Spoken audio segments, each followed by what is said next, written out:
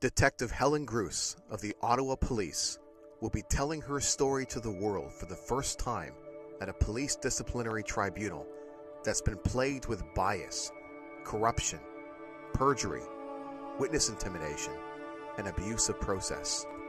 Helen faces the bogus charge of discreditable conduct for simply doing her job as an Ottawa police detective. In January 2022, Detective Grus initiated an investigation into a possible connection between 9 sudden infant deaths and their mother's vaccination status. Mrs. Grus's evidence package included Pfizer documents that showed 31 of 32 pregnancies, followed by trial investigators, resulted in spontaneous abortion. Only one baby of 32 pregnancies survived.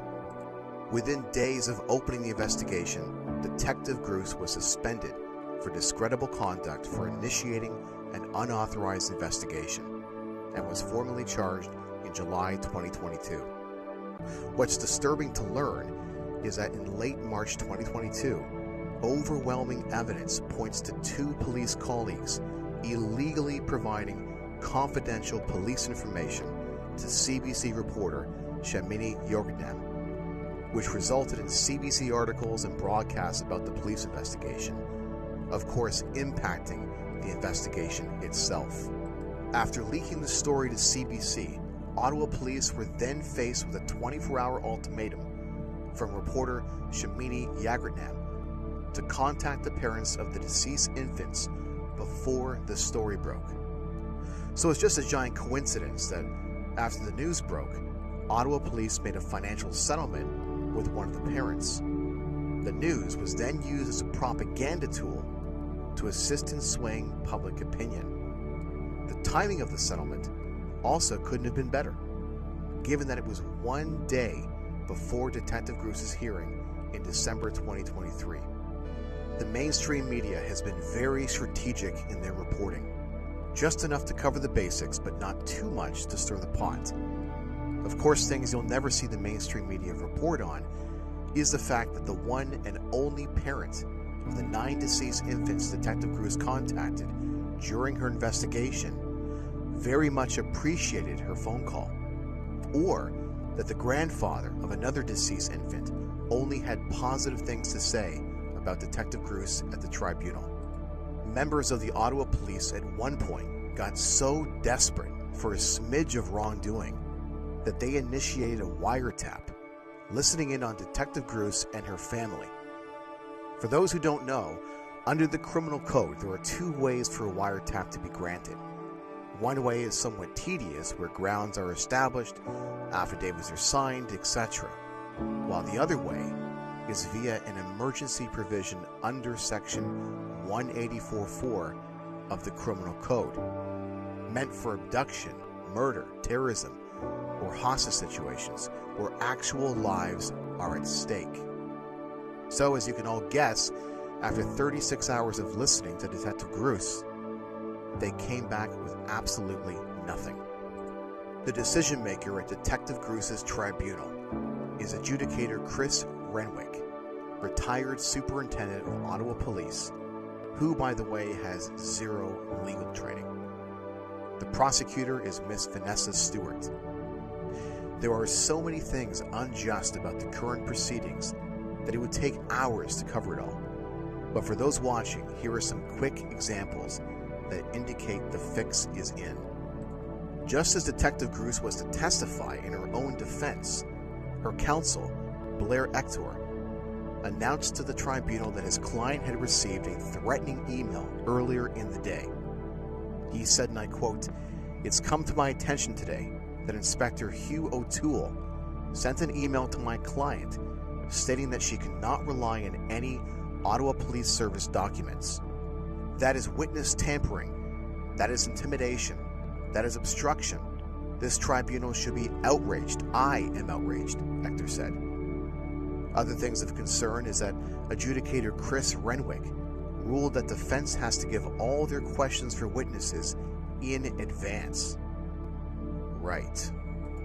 Mr. Renwick also ruled that Detective Grus could not review her own handwritten notes from January 30th, 2022, the very day upon which it is alleged she engaged in misconduct by calling one of the parents.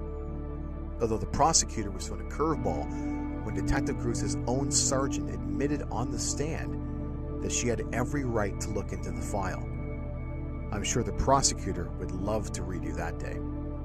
As far as testimonies go, all 5 defense expert witnesses were denied by adjudicator Chris Wenwick. They include Dr. Eric Payne, pediatric neurology, Dr. James Thorpe, obstetrics and gynecology, Dr. Gregory Chan, family medicine, Ottawa Police Staff Peter Landluck, and lawyer Sean Buckley.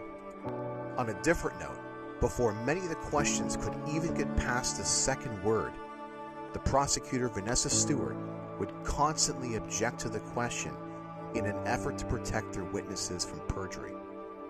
Mrs. Stewart also despicably compared Detective HelenGrus's calm demeanor to that of a serial rapist and murderer in this country.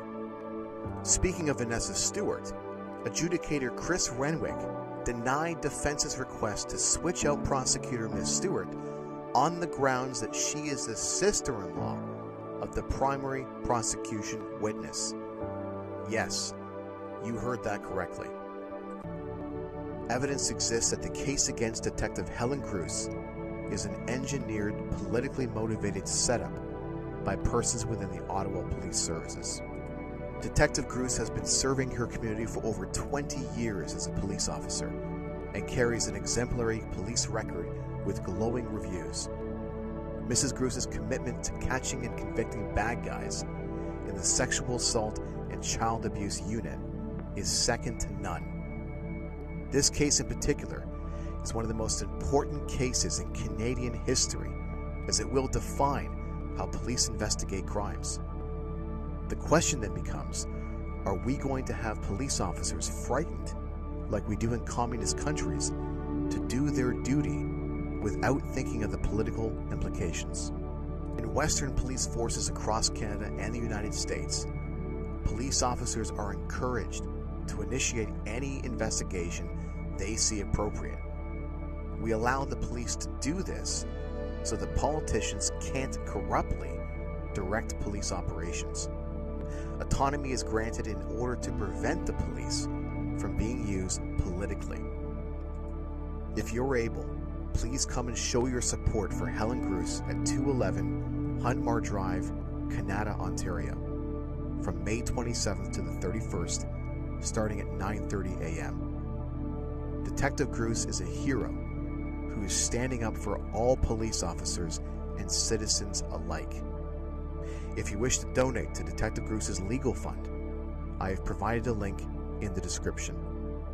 Lead me where my trust is without borders. Let me walk upon the waters wherever you would call me. Take me deeper than my feet could ever wander, and my faith would pray for Helen. We pray for relief from the stress that she's been under and the onslaught that she's faced for doing the right thing. We stand behind her fully and completely, Jesus. And we ask you to give her the strength that she needs, that she may move forward, and that the resolve today, although it be your will be easy for her